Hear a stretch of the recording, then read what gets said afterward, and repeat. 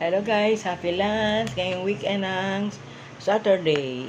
Nang kakain natin ay niluto kong pork liver steak. Atay ng baboy, merong rice, at saka cold water. Tara, let's eat! Dapat lang na hindi overcook ang atay. Maatay man ang baboy o baka kasi mitigas lang. In a very low fire lang ang pag-stir fry. Ayan ang atay.